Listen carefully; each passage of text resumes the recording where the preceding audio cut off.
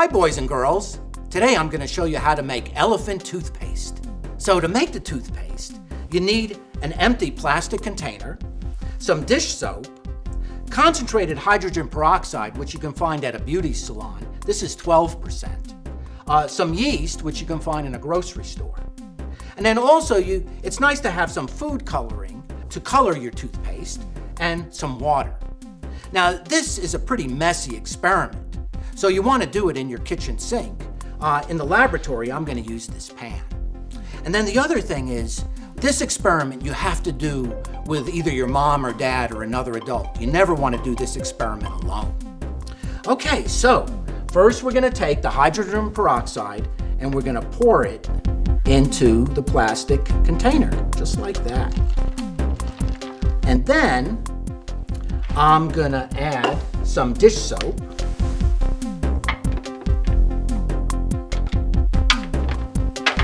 And for coloring, we'll add a little bit of red food coloring.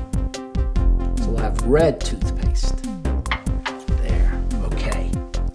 So now we're ready to make our elephant toothpaste. And so I have a yeast mixture here. I mixed some yeast up with warm water.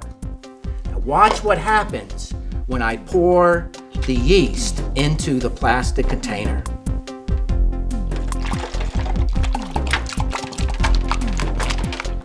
Look at that! There's our elephant toothpaste! Isn't that amazing?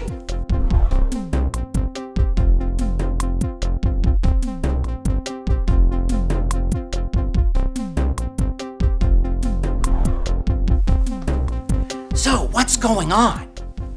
Well, when I poured the yeast into the plastic container, it had a chemical reaction with the hydrogen peroxide. That chemical reaction produced a lot of oxygen and water, and that the oxygen mixed with the dish soap and it produced foam. And it's actually the foam that's the elephant toothpaste.